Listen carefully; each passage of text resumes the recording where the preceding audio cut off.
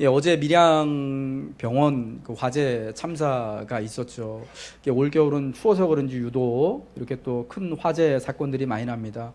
한 2달 전에 제천에서 또 사고가 나서 또 많은 분들이 또 이렇게 또 사망하시고, 그 중에는 또 우리와 같은 신앙을 가지고 있는 조그만 교회 이제 목사님도 계셨고, 그리고 또 어제 또 사고가 나서 또 어르신들만 계신 그런 병원이어서 37분이나 사망을 하시고 100분 이상이 또 이렇게 또 부상을 당하신, 참 이러한 일들을 우리가 겪었습니다. 예, 우리 중에도 또 경남이 고향이신 분들도 있고 밀양과 또 가까운 곳에서 일하시는 분들도 계시잖아요. 그리스도인들이 특별히 우리 사회가 이런 어려움들과 위기를 만나게 됐을 때, 예, 물론 우리도 춥고 우리도 어렵지만은 또 한마음으로 우리가 해야 할 일이 있습니다. 고난당하신 분들을 위해서 우리도 힘든 가운데 있지만 같이 기도하고, 또 우리가 할 수 있는 일이 있다면은 함께 협력해서 도울 수 있는, 여러분, 그러한 모습이 오늘 하나님께서 우리 교회와 또 성도들에게 바라시는 여러분 그러한 모습이다라고 생각합니다. 예, 그러나 지난주에는요 또 우리를 참 기쁘게 하는 그러한 일들도 있었습니다. 우리나라 테니스 선수인 정현 선수가, 예, 테니스로 치면 월드컵이거든요. 호주 오픈 테니스 대회, 그 그랜드슬램 대회라고 그러는데, 테니스로는 제일 큰 대회 나가지고 한국인 최초로 준결승 4강까지 올라간 거예요. 예, 우리나라에서는 테니스가 별로 인기가 없지만은 저 이제 서구 유럽에는 이 테니스가 굉장한 인기를 얻고 있습니다. 이 정현 선수가요, 안타깝게도 저도 참 결승을 갔으면 하는 그런 마음이 있었는데, 4강에서 상대한 선수가, 물론 그 전까지 상대한 선수들이 다 대단한 선수들이었거든요. 뭐 2등, 예, 랭킹 2위, 4위 막 그랬는데, 그 준결승에서 만난 선수가 페더러라고, 로저 페더러라고, 사실은 테니스 세상에서 제일 잘 치는 그런 사람이었어요. 제가 봐도 이 선수 너무 잘 치더라고요. 야, 별로 가능성이 없겠다 싶긴 했는데, 아무튼 여러분, 그 준결승 결과가요, 정현 선수가 이 발바닥에 이 물집이 너무 심하게 잡혀가지고 결국은 그걸 이기지 못하고 기권을 해서 기권패를 했습니다. 그래서 안타깝게도 결승에는 올라가지 못하고 준결승까지만 하고 이제 경기를 마쳤습니다. 여러분, 그럼에도 그 세상에 이제 그 가장 큰 테니스 대회였던 그 대회를 통해서 사람들이 제일 많이 입에 오르내리고, 우리나라 사람뿐만 아니라 호주 오픈 그 테니스 대회에서 제일 유명한 스타가 바로 정현이었다라는 데는 다른 이견이 없는 것 같더라고요. 여러분, 제가 이 말씀을 드리는 이유가 있어요. 우리나라 정현 선수가 이제 4강까지 올라가니까 16강 이기고 8강 이기고 4강 가니까 드디어 막 온 매스컴에서 다 이제 막 테니스 그 경기를 이야기하기 시작하고, 또 8시 뉴스에 뭐 정현 선수 이 게임 결과가 나오고 막 하기 시작했어요. 이제 4강도 그렇게 기권패를 하고 결과는, 예, 페더러 선수가 이기고 우리나라 정현 선수가 기권패해서 진 거잖아요. 그런데 우리나라 그때 방송들을 보면은 어땠냐면은, 예, 그 이제 경기 중계하는 거 말고요, 다른 이제 방송국들의 뉴스들을 보면은 마치 정현 선수가 이긴 것 같은, 예, 그런 착각을 불러일으키게끔 이렇게 방송에 나오더라고요. 그러니까 우리나라 방송이니까 우리나라 선수 위주로, 비록 4강에서 졌지만, 준결승에서 졌지만 정현 선수 위주로 방송을 편집하고 정현 선수가 이제 멋지게, 예, 공을 날리고 맞고 하는 모습들을 보여주더라고요. 여러분, 테니스는요, 이 단식 경기는 그 코트 반반에서 이쪽에서는 내가, 그리고 내 반대편에서는 상대방이 이렇게 둘이 이제 공을 치는 그런 경기잖아요. 그런데 이게 카메라 앵글을 어디서 잡느냐에 따라서, 물론 똑같은 경기라서, 동일한 경기라서 이제 그 경기 결과가, 여러분, 한 사람이 이기면 한 사람은 지는 거잖아요. 그거는 바꿀 수 없는데, 어디서 어떻게 카메라 앵글을 잡고 나중에 그 경기를 어떻게 방송국에서 편집해서 내보내주냐에 따라서 마치 진 사람이 이긴 사람처럼, 졌지만 굉장히 잘 싸운 것 같은, 실력 차가 월등하지만 야, 그래도 막 엄청나구나, 이게 잘했다라고 우리가 느낄 수 있게끔 하는, 여러분, 그렇게 해줄 수 있다라는 거예요. 예, 동일한 사건이지만은 여러 참 카메라를 가지고 다양한 각도에서 다양한 앵글을 가지고 심층적으로 촬영해서 보여주니까 마치 정윤 선수가 그 호주 오픈 테니스에서 우승한 것 같은 그런 기분, 그런 자긍심을 우리가 갖게 되었던 거죠. 여러분, 제가 이 말씀을 하는 이유가 여러분 계시록에서 말씀하는 종말의 때가 마치 그와 같다라는 거예요. 여러분, 요한계시록에서는 종말의 교회와 하나님의 승리와 영광을 마치 이렇게 여러 대의 카메라를 가지고 한 테니스 경기를 보여주는 것과 같이 그렇게 보여줍니다. 여러분, 그래서 정말 이 계시록에 하나님을, 또 하나님의 영광과 하나님을 찬양하고 경배하는 하나님의 사람들이 쭉 나오기도 하고, 그리고 어쩔 때는 짐승과 이 사단으로 대변되는, 그러니까 짐승으로 대변되는 사단과 사단의 하수인들이 하나님과 주의 교회를 이기는 모습들이 나오기도 하고, 또 어쩔 때는 또 그 하나님께서 이 땅을 심판하시는 심판의 이야기들이 이렇게 뭐 시리즈별로 쭈루룩 나오기도 하잖아요. 여러분, 이것들이요, 무슨 시간 순서에 따라서 이때는 이렇고 저때는 저렇고 그 다음에 이런 일이 있을 것이다, 이런 게 아니라 하나의 지금 한 사건이 일어나고 있는 것을 그 마치 카메라, 방송국 앵글, 그 카메라가 촬영을 하는데, 어떤 카메라들은 저 하늘 높은 하나님 보좌에서 이렇게 하늘을 비춰주고 있는 거고요. 어떤 카메라는 이 땅에서 이제 짐승의 역할과 짐승이 하는 일들을 이렇게 비춰주고 있는 거예요. 그래서 어떻게 보면은 하나님이 이기는 것 같기도 하고, 또 어떤 때 보면은 하나님의 백성들이 이 땅에서 굉장히 패배하고 고난을 당하고 있는 것 같기도 하고, 짐승이 우세하기도 한 것 같은, 여러분, 이러한 모습을 보이지만 실제로는 그게 다 하나의 마치 운동 경기와 같이 결과가 정해져 있는, 이미 나와 있는, 여러분, 그 사건을 다양한 각도 또 다양한 모습으로 우리에게 보여주고 있지만 하나의 사건이다라는 것이다라는 겁니다.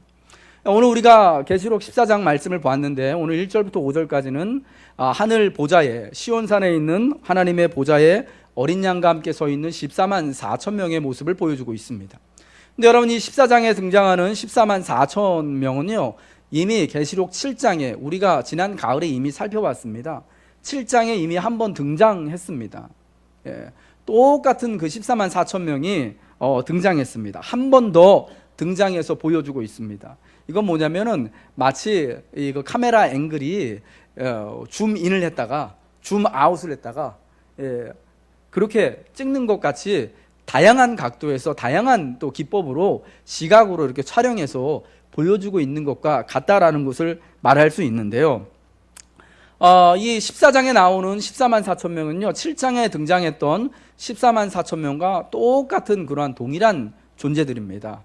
제가 7장을 설교하면서 말씀드렸던 것처럼 이 14만 4천 명, 그래서 각 이스라엘 12지파별로 12,000명씩 이렇게 계수를 하여서 나온 14만 4천 명은 하나님의 전체 백성, 하나님의 전체 교회들을 상징한다는 것을 말씀드렸잖아요. 7장의 14만 4천도 그리고 14장에 나오는 14만 4천 명도 다 하나님의 전체 백성들, 하나님의 전체 교회인 우리들을 상징하는 것이 맞습니다. 그런데 이 7장과 14장의 14만 4천 명의 사람들이 지금 서 있는 위치하고 하는 일이 조금 달라 보여요. 7장에는요, 이들이 어디에 위치하냐면 땅에 있습니다. 땅에서 계수함을 받았어요. 그리고 땅에서 무슨 일을 하냐? 그때 제가 말씀드린 것처럼 각 지파별로 12,000명씩 계수했다잖아요. 사람을 이제 이렇게 지파별로 인원수를 세는 게 어떤 일이냐면, 민수기 1장과 26장에 백성들 수를 계수하잖아요. 민수기에서. 왜 그러냐? 출애굽한 이후에 가나안 들어가서 싸움을 하는 것을 대비하기 위해서 전쟁에 나갈 그러한 군사를 세기 위하여서 계수를 해요. 그래서 7장의 14만 4천은 땅에서 이 짐승으로 대변되는 사단과 함께 더불어서 싸우는, 전투하는 하나님의 백성들을 의미한다고 말씀드렸어요. 그럼 여러분, 14장에 있는 14만 4천은 어떻냐? 똑같은 하나님의 백성들이지만 지금 이들이 있는 위치는 땅이 아니라 1절에 보니까 어디라고요? 어린 양이 시온산에 섰고 그와 함께 14만 4천이 서 있다. 여러분, 어린 양과 함께 시온산 보좌에 서 있는데, 여기 나오는 시온산은 어디냐면요, 하늘에 있는 시온산, 하나님의 보좌에 있는 그 시온산을 말씀하는 거예요. 그러니까 14장에 14만 4천 명은 지금 땅이 아니라 하나님과 더불어서 하늘에 있는 것입니다. 그리고 뭐하고 있느냐? 이 땅에서 전투하고 있는 그 공동체하고는 다르게 하늘 위에서 하나님과 어린 양을 위한 새 노래를 부르며 승전가를 부르고 있는, 하나님과 어린 양을 경배하고 있는 모습으로 등장한다라는 겁니다. 여러분, 이 14만 4천 명은 똑같이 하나님의 전체 백성, 하나님의 교회라고 말씀을 드렸습니다. 왜 이 같은 14만 4천 명의 하나님의 백성들이 왜 같으면서도 다른 위치에, 7장에서는 땅에 있고 그리고 전투하는 공동체로 나오고 14장에서는 저 하늘에 보좌에 주님과 함께 서 있고 승리하여서 승전가를 부르는 공동체로 나오느냐? 여러분, 그 이유가 어딨냐면은 바로 우리가 지난주에 살펴봤던 13장 때문에 그렇다라는 겁니다. 계시록 13장에 이 큰 붉은 용으로 대표되어지는 이 사단과 그에게 모든 권세를 받은 짐승과 짐승의 하수인인 둘째 짐승이 나오잖아요. 그래서 이들이 여러분 이 땅에 있는 모든 사람들을 거짓으로 속여서 짐승을 경배하게 만들지 않습니까? 우상을 세워 만들어서 그 짐승에게 경배하게 하고 짐승의 우상에게 경배하지 아니한 사람들은 몇 명이 됐든지 간에 다 죽이는 권세를 가지고, 그리고 또 이 짐승의 이름 666이라고 불리는 이 짐승의 표를 사람들에게 주어서 누구든지 이 표가 없으면, 그러니까 그게 여러분 짐승을 경배하는 거라고 말씀드렸잖아요. 짐승을 경배하지 않으면 매매도 못하도록 하는 여러분 이러한 일을 하지 않습니까? 그래서 13장만 보면은 하나님이 경배받으실 유일한 분이 아니라 오히려 짐승이 경배받고 있다라는 모습을 보여주는 거예요. 그리고 어떠냐? 하나님의 백성들은 이 땅에서 짐승을 경배하는 것을 거절하고, 그럼에도 불구하고 우리들은 하나님만 예배하겠다라고 이 고백한 하나님의 백성들이 얼마든지 간에 죽는 가운데 던져지는 것으로 13장이 그려지고 있다는 겁니다. 여러분, 그래서 14장에 하나님의 백성들이 지금 하늘에 승리하는 모습으로, 이미 승리한 공동체의 모습으로 보여주고 있는 겁니다. 이 땅에서 이 땅의 앵글로 봤을 때, 이 땅을 잡고 있는 카메라의 모습으로 봤을 때는 마치 세상에 하나님은 계시지 않고 하나님의 백성들이 다 패배하고 오직 짐승과 짐승의 권세만 있는 것 같지만, 그러나 실상은 이미 하나님과 하나님을 따르는 하나님의 백성들인 14만 4천이 이미 어린 양과 더불어서 짐승에게 승리하여서 영광스럽게 서 있다는 것을 보여주는 거예요. 하나님이 경배받으실 유일한 분이다라는 거, 그 하나님만을 경배하는 하나님의 사람들이 이미 예수로 더불어 승리하여서 그 승리와 영광의 노래를 함께 부르며 지금 근사하게 서 있다라는 것을 보여주는 거죠.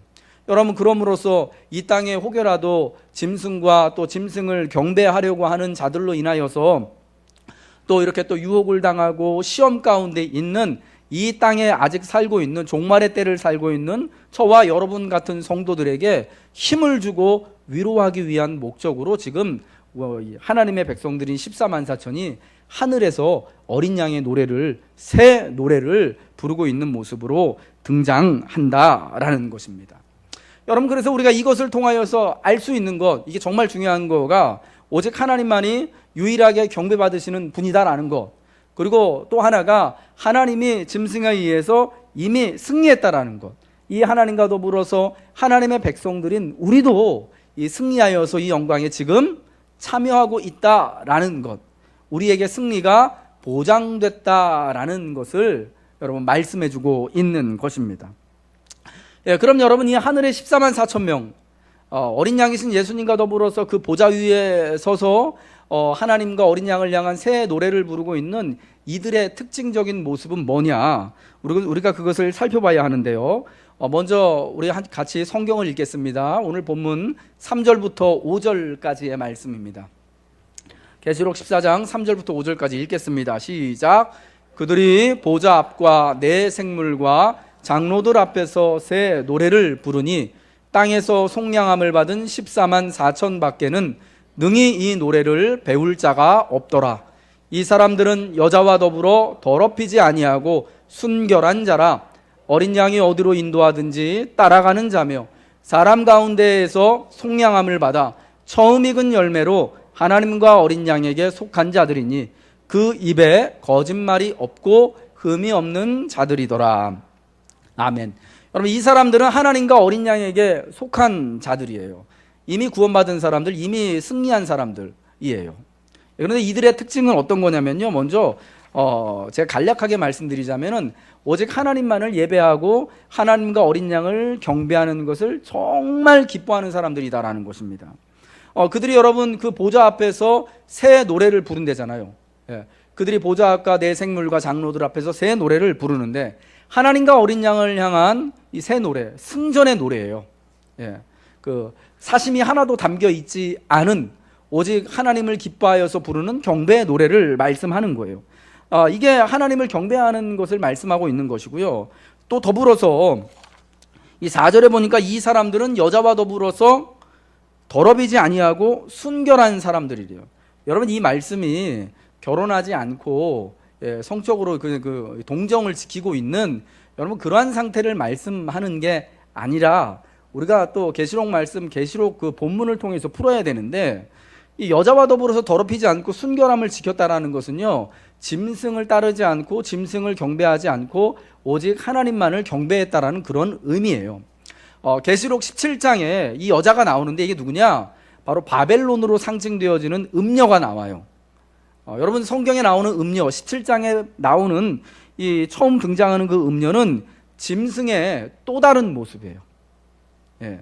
그러니까 카메라로 이렇게 딱 봤을 때, 카메라 앵글로 찍었을 때 저 멀리서 이렇게 당겨서 찍으니까 저 멀리 있는 거를 이렇게 멀리 이제 망원 렌즈로 봤을 때는 이게 짐승처럼 보였는데 가까이 당겨서 보니까 여자의 모습을 하고 있는 거예요. 여러분, 뭐 비유적으로 여러분 그렇다라는 거예요.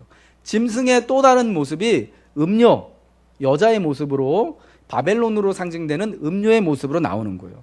그러니까 여자와 더불어 더럽히지 아니했다라는 것, 그 17장에 보면은 이 여자가, 이 음녀가 세상의 땅의 임금들과 더불어서 음행하고 그 음행의 잔에 취한 모습으로 나오고 있습니다. 그러니까 여자와 더불어 음행을 더럽히지 아니하고 순결한 자들이다라는 것은 이 짐승과 여자로 대변되는 사단에게 경배하는 것을 거절하고, 여러분 13장에 짐승에게 경배하는 것을 거절하는 사람들은 얼마든지 죽음 가운데 던지는 권세를 이 짐승과 짐승의 하수인이 받고 있다라는 것을 우리가 보았잖아요. 예, 이 사람들은 반대로 짐승을 경배하는 것을 비록 자기가 이 생명을 내어거는 여러분 그러한 대가를 치르더라도 비록 이 땅에서 살면서 짐승을 경배하는 것을 거절해서 매매도 못하고 경제활동도 하지 못하는 여러분 그런 상황 가운데 내몰린다고 하더라도 실제로 여러분 이 주후 1세기 말에 사실은 교회가 그러한 핍박 가운데 있었잖아요. 그럼에도 불구하고 하나님만을 경배하겠다라고 결단한 사람들의 모습이다라는 것입니다. 여러분, 이 세상에서 누가 하나님과 어린 양이신 예수를 예배할 수 있겠습니까? 짐승을 예배할 것을 거절한 사람만이 짐승의 법이 아니라, 세상의 법이 아니라 오직 유일하신 하나님의 법과 도를 듣고 순종하고 따를 것을 결단하는 사람만이, 바로 저와 여러분 같은 사람만이 하나님을 경배하고 하나님만을 따를 수 있다라는 것, 새 노래를 부르는 14만 4천 명이 될 수 있다라는 것을 말씀을 해주고 있다라는 것입니다. 그러면 여러분, 이 하늘에 있는 이 14만 4천의 가장 큰 첫 번째 특징이 뭐냐? 바로 오직 하나님과 어린 양만을 예배한다, 경배한다라는 것을 여러분 꼭 기억하시기 바랍니다. 하나님의 구원받은 백성들의 가장 큰 특징, 여러분 하나님과 함께 더불어 승리와 영광을 누리는 백성들의 가장 큰 특징은요, 예배에 있는 거예요. 경배에 있는 거예요. 오직 하나님이 계시기 때문에, 하나님이 법이 그렇게 말씀하시기 때문에 내가 즐거워서, 여러분 내게 유익이 돼서 내가 오늘은 예배 드리고 싶은 그런 마음이 있어서 예배하는 게 아니라 오직 하나님께 그 근거가 있어서 하나님만을 경배하는 여러분 그런 사람이 되어져야 한다라는 것입니다. 이 두 번째가 사실은 더 중요한데요. 이 14만 4천 명의 특징은 어떤 거냐? 어린 양이 어디로 인도하든지 따라간다라는 것입니다. 이게 오늘 본문 4절 이제 중간쯤에 나오죠. 어린 양이 어디로 인도하든지 따라가는 자며, 이거를 새번역 성경에는요 이렇게 번역을 했어요. 그들은 어린 양이 가는 곳이면 어디든지 따라다니는 사람들입니다.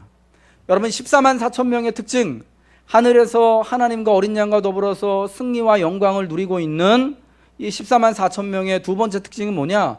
바로 어린 양의 음성을 듣고 어린 양이신 예수님께서 인도하시는 곳이면 거기가 어디든지 간에, 거기가 궁궐이든지 거기가 초막이든지 거기가 참 저 죽음의 골짜기든지 저 땡볕이 내리쬐는 광야든지 한파 속에 있는 곳이든지 간에 관계없이 어린 양의 인도하심을 따라간다라는 것입니다.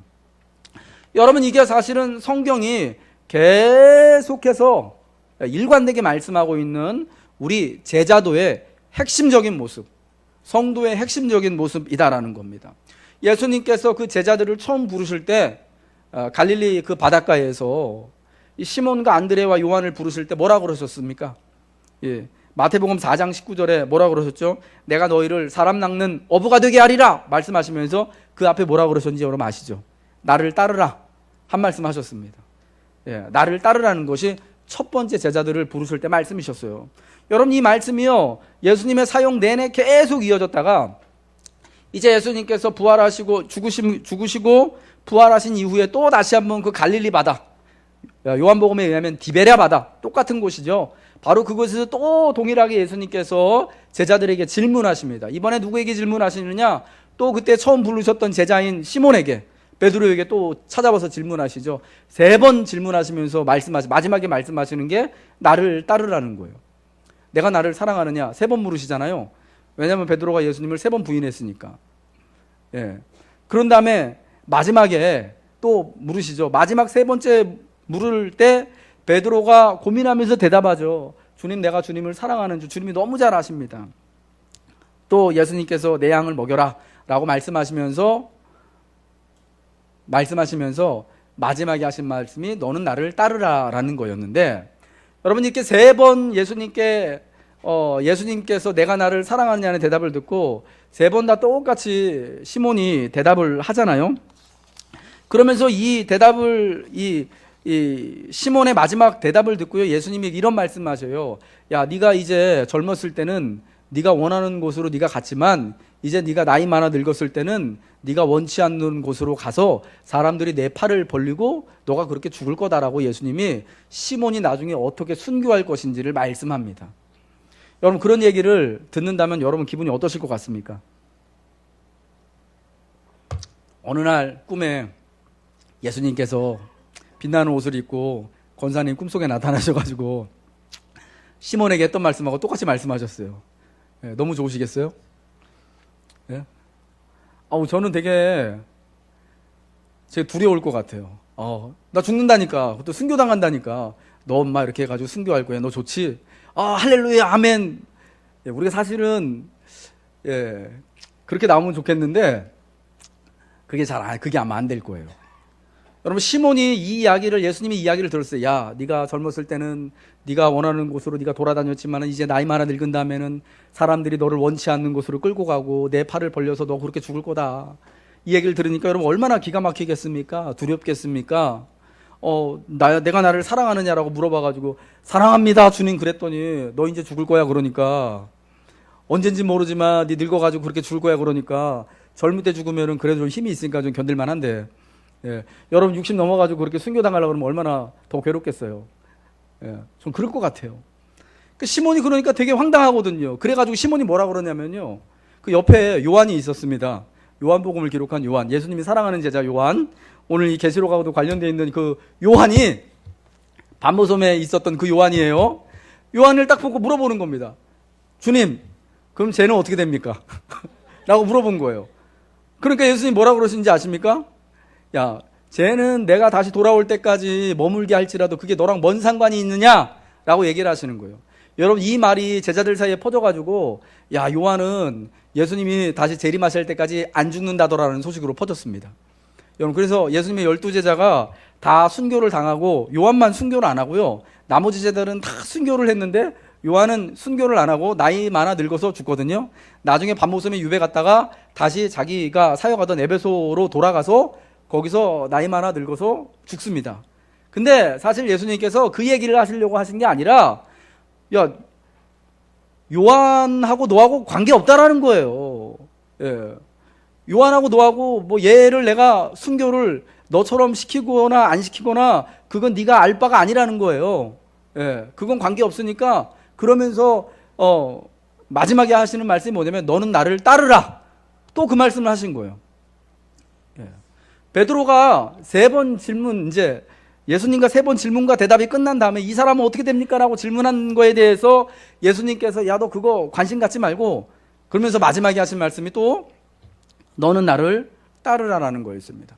여러분, 이 말씀 속에요, 우리 제자도의 핵심이 있는데 뭐냐면, 예수님을 따르는 거에는요, 다른 사람이 어떻게 되든지 간에, 다른 사람이 나처럼 순교하든지 아니면 나처럼 복을 받든지 나처럼 시험 가운데 있든지, 야, 그거는 너하고는 전혀 관계없는 일이야.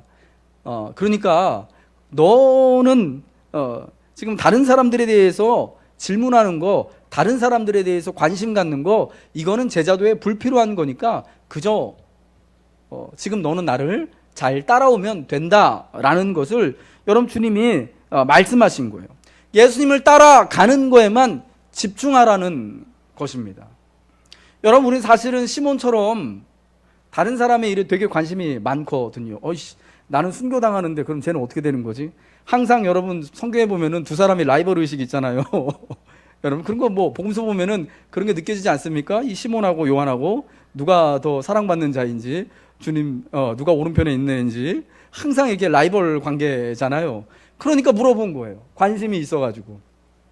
근데 여러분, 예수님의 그 말씀, 나를 따라오는 거에는 다른 사람이 어땠든지 간에, 다른 교회가 어떻든지 간에, 세상이 어떻든지 간에 그거 궁금해하지 말고 관계하지 말고 우리가 그저 내가 있는 자리에서 예수님이 인도하시는 곳에 따라가는 게 이게 사실은 중요한 거다라는 것을 여러분 예수님이 말씀해 주시는 겁니다.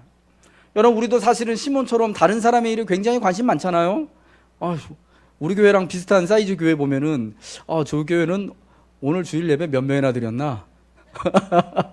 저 교회는 교회가 재정이 얼마나 되나? 저 교회는 목장 모임 잘하나? 이런 거 여러분 관심 가지 않습니까? 혹은 우리하고 비슷한 사람들 보면은 야, 저 사람은 뭐 어떻게 사나? 이런 거 다 궁금하잖아요. 우리 젊은 사람들이요, 20, 30대가 지금 비트코인에 한참 빠져 있는데 어떤 사람들이 그거 투자해가지고 뭐 한 번에 진짜 막 3억씩 5억씩 벌었다니까 배 아픈 거예요. 그러니까 나도 해보고 싶어가지고 거기 갔다가 쫄딱 망하고, 어떤 사람이 아파트 이게 재건축하는 거 투자해가지고 샀는데 너무 일찍 팔아가지고, 물론 그래도 돈 벌긴 했는데 팔고 났더니 막 시세가 또 한 1억씩 2억씩 튀었어. 그럼 막 그런 것 때문에 막 배 아프고 고소해하고. 여러분, 그게 사실은 우리들 아닙니까? 예. 저는 솔직히 그렇더라고요. 제가 이제 한 달에 2번씩 목요일마다 이제 목사님들 만나거든요. 이 지역에 있는, 강동구 지역에 있는 젊은 목사님들 만나가지고 같이 책 읽고 기도하고 사역에 대해서 나누는데, 항상 모이면요, 목회자들은 관심이 뭐냐면은 제 목회 잘하고 있나?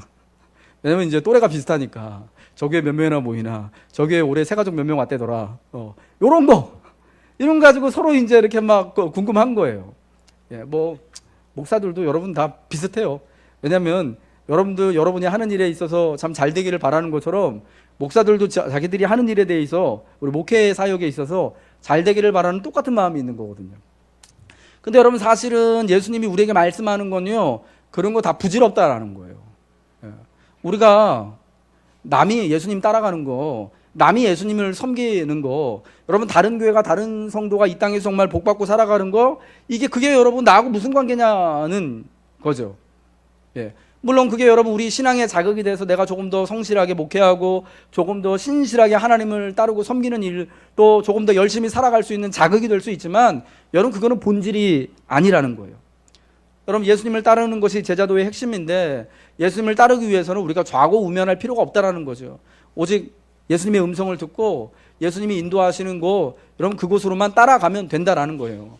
거기가 예수님이 십자가 지신 골고다 같은 곳일지라도, 여러분 예수님이 십자가 지신 골고다가 어떤 곳이냐면요, 예루살렘 성 밖에 있는 사실은 쓰레기 매립장이었대요. 예. 우리 식으로 하면 난지도 정도 되는 거죠. 요즘은 뭐 난지도가 확 바뀌어가지고 공원이 됐지만, 여러분 그런 곳으로 예수님이 우리를 인도하시더라도 나는 그 음성을 듣고 거기까지, 비록 거기가 골고다일지라도 쓰레기 매립장일지라도 여러분 사망의 음침한 골짜기일지라도 따라가는 것, 여러분 이게 하늘에서 예수님과 더불어서 승리의 노래를 부르는, 예수님의 영광과 승리에 참여하게 되는 14만 4천 명의 본질적인 모습이다라는 것입니다. 사랑하는 여러분, 저와 여러분이 바로 이 성경에서 말하는 14만 4천 명인 줄로 믿습니다. 예, 우리가 이 땅에서 예수님을 예배하며 전투하는 공동체로 있으며, 또한 궁극적으로는 하늘에 우리 주님의 보좌를 둘러싼, 또한 그 주님을 새 노래로 예배하는 바로 하나님의 백성들이다라는 것입니다. 여러분 승리와 영광이 이미 우리 안에 있거든요. 왜냐하면 예수님이 승리하셨기 때문에. 우리가 예수님의 음성을 듣고 예수님의 인도하시는 곳은 어디든지 따라가며 그곳에서, 거기가 바로 비록 여러분 정말 너무 추운 한 영하 한 20도 이상 떨어지는 곳일지라도 그곳에서도 새 노래로 하나님과 어린 양이신 예수님을 경배할 때, 경배하는 것이 바로 우리의 본연의 모습, 우리가 참 또 추구해야 될, 우리가 바라보아야 할 우리의 진짜 모습임을 여러분 기억하시길 주님의 이름으로 축복합니다. 예수님 믿는 것은요, 여러분 만사 형통하기 위함이 아니에요. 내가 죽어서 천국 가기 위함이 아니라 예수님을 따라가는 것. 그래서 예수님이 인도하시는 곳이요, 잘못하면은 내가 밥벌이가 잘 안 될 수도 있는 곳일지도 몰라요. 우리 애들이 사실은 제대로 공부 못할 수 있는 곳일지도 몰라요. 여러분 그럼에도 불구하고 그곳에서 하나님만을 예배하고 경배하는 것에 우리의 믿음의 목표, 믿음이 있다라는 것입니다. 오늘 이 성경에 나와 있는 하늘의 14만 4천과 같이 어디든지 예수님이 여러분을 인도하실 때 그 주님을 따라가시길 주님의 이름으로 축복합니다. 우리 그곳에서, 주님이 인도하시는 곳에서 함께 어린 양이신 예수님을 경배하며 함께 승전의 기쁨을 누리시기를 주님의 이름으로 축복합니다. 우리 그 자리에서 일어나서 함께 찬양하겠습니다. 주님 당신은 사랑의 빛, 어둠 가운데 비추소서.